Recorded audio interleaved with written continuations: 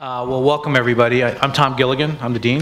When I'm here on campus, and even when I'm not, I want to welcome to this inaugural more times than we have time for today for his leadership in many national, state, and local organizations.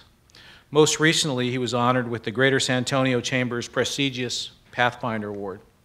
Red's a former owner of the NFL Minnesota Vikings, where he received the NFL Owner of the Year Award. He's also owned at various points in time the NBA, Denver Nuggets, and the San Antonio Spurs. So Red, welcome, and why don't you everybody give us a welcoming round of applause.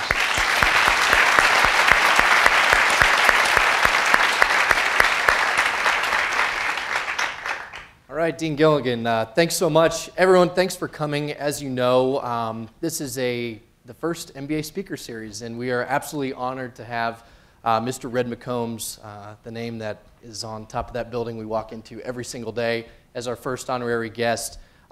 Just so everyone understands, we're going to go through a Q&A session, and Mr. McCombs, so you know these questions were generated by student leadership groups on campus. We'll go through a few questions and then open it up to the audience. We want to make this as interactive as possible, and you know it's really y'all's time to ask Mr. McCombs any questions you would like. So to begin with, thank you for coming. You grew up in a small town in West Texas, Spur, Texas. To be honest, I looked it up on the map outside of Lubbock. Find it? Yep, I found it. I found it. Graduated with 16 members in your class, and the first question the student body has is, what early childhood events led to an interest in business? I've been fascinated with business all my life. We never have really had any idea where this came from, because my dad was an auto mechanic. He was very skilled in what he did. He had a third-grade education, but a very bright person, and he loved fixing other people's problems, and he never had any interest in doing anything but that. Both my grandparents were sharecroppers, tough times, tough people, and we never had anybody in any kind of business connection in our family on either side.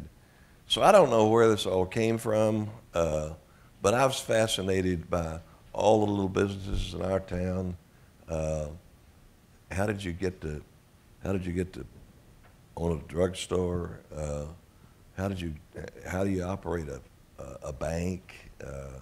All questions always were part of my thinking process, and I always was anxious to learn as much about any one of them as I could, and that still carries over to today. I'm very entrepreneurial, long before I ever heard the word, or long before I knew certainly how to spell it.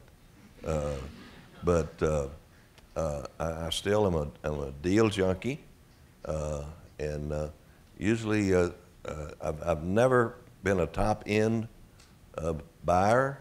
I like to take things that see that are broken and not doing well, and see if I can't fix them and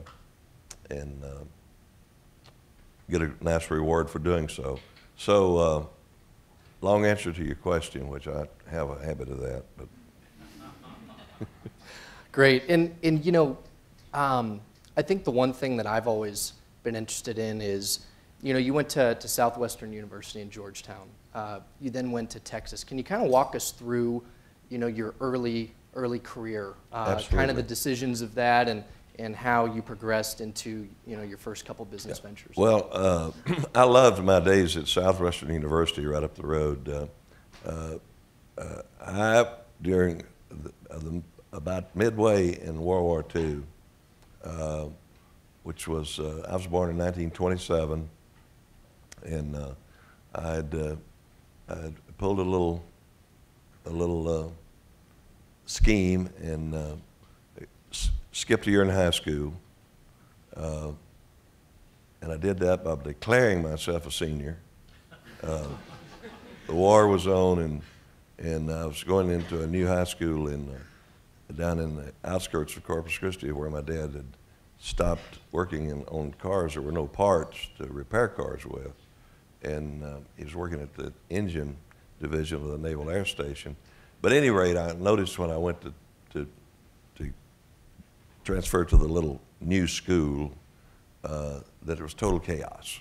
First year that it had any classes, and it was a junior school and a high school, and people were turning in their information on where they were transferring from and such, and so I just decided that I was going to skip a year.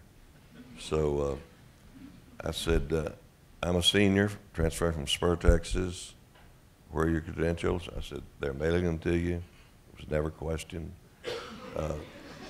My mother questioned it in the spring because I said, Mom, you got to give me your permission. I need to hitchhike around the state and see if I can get somebody to give me a football scholarship. I really was not a good athlete, and having skipped a year, I really only played 1 year of high school football, getting out of high school when I was 16. But at any rate, my mother said, well, you don't have to worry about that. You got till next spring. I said, no, I'm going to graduate this spring. And she said, you're just a junior. And I said, no, we've been taking some accelerated courses. The war is on. And really, a lot of things were a little different. My mother was kind of tough person. It's a wonder she didn't go check that out, but she didn't. So I hitchhiked around the state. My choice was to go to Rice because I'd read about what a great academic place it was. I wanted to go to Rice. My goal then was to come to Texas to go to law school. Baylor had given up football for 3 years during the war. They had walk-ons. And I went to Rice. It's interesting. I got access to all the coaches. And didn't have any background, and they weren't interested in me. And I ended up at Baylor because Baylor was having walk-ons, and having been out of football for 3 years, and a lot of guys got cut, and I really thought I had made it, but one afternoon after practice, Coach called 3 of us in, and he said, you guys have worked hard, but he said, you can't really help me. But he said, this great person, and all of us in our lives have people that we don't know why or where, but they do things that really change our lives. And this great person said, you work so hard, I've checked around, and I can put all 3 of you, or any one of you, over with Floyd Wagstaff at Tyler Junior College, or down the road with Coach Medley at Southwestern University. And I said, Southwestern, it's a 4-year school? He said, yes, a real good little school. And that was how I ended up at Southwestern. And I loved it. As a matter of fact, I got in a little trouble there with my coach because I was taking 21 hours and he didn't discover it till the 3rd semester that I was there. But everybody was in a hurry during World War II. You wanted to get out, to get into the service, do whatever you're going to do. But at any rate, I ended up there, and through a little bit of a mix-up, I got called into the Army just as World War II was over. So that was why I was at Southwestern. If everything had worked really and I hadn't been called into the Army, I would have graduated Southwestern and come to UT to law school. As it turned out, after that happened, well then I had a GI Bill and I came back to Texas. Got it. Great. So let's fast forward a little bit to some business-related questions. It's no surprise in this room that you've built a fortune in car dealerships, McCombs Automotive Group, as well as sports franchises, Vikings, which were mentioned before, and the Nuggets and the Spurs, communications companies. You also did real estate, oil, cattle. Which one of those have been the most exciting and why? And what were some of the biggest challenges with that? Well, all of them had challenges because all of them had problems.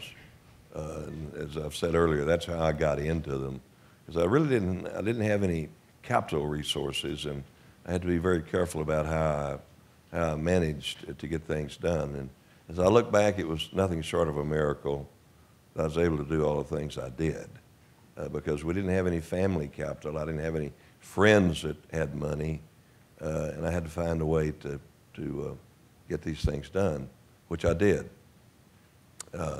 always been very aggressive, always been an extremely hard worker.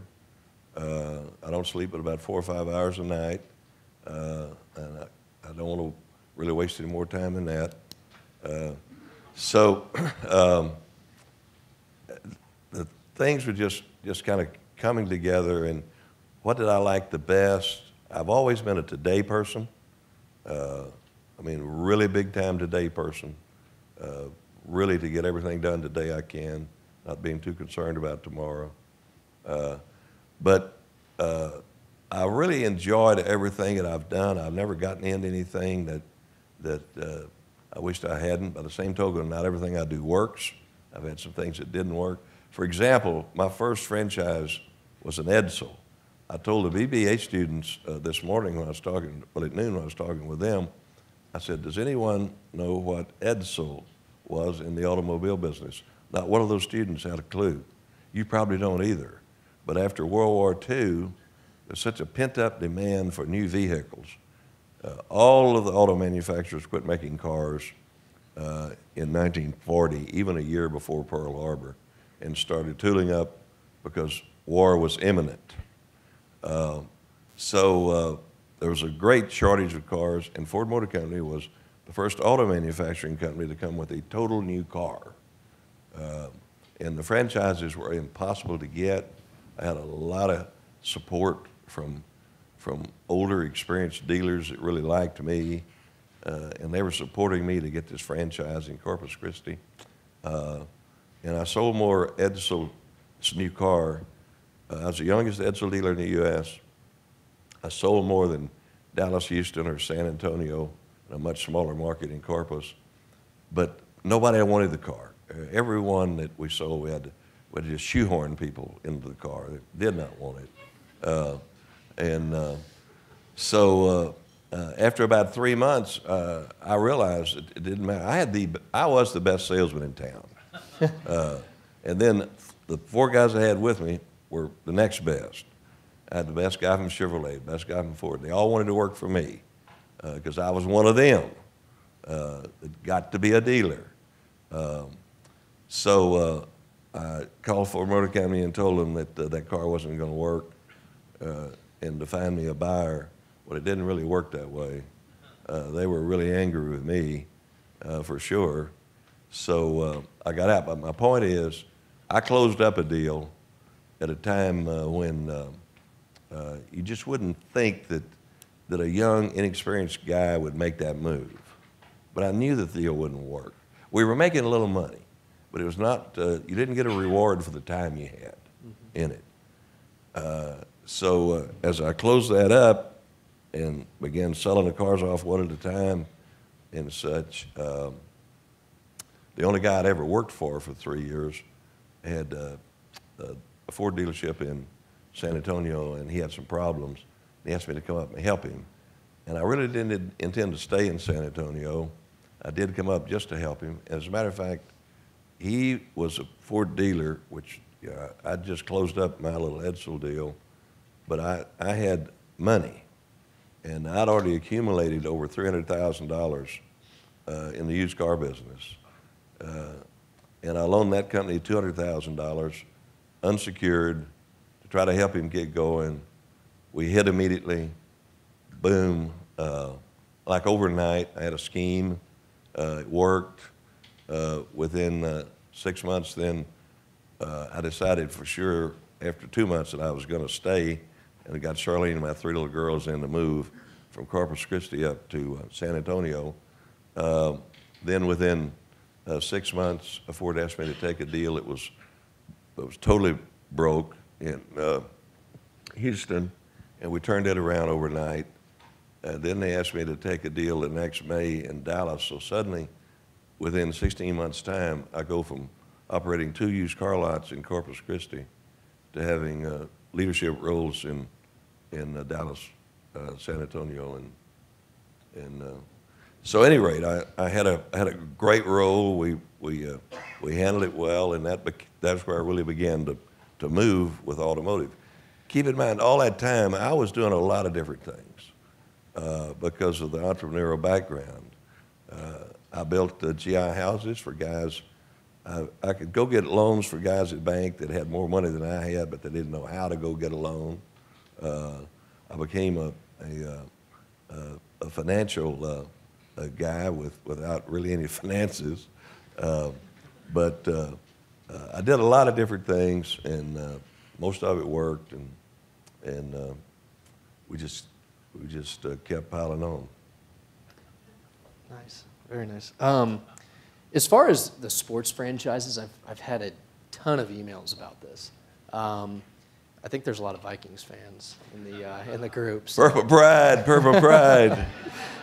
And was wondering, was that investment a recreational move? Was that a business move? I don't have toys in business. I mean, I've many times reporters asked me, you must do this as a hobby. No.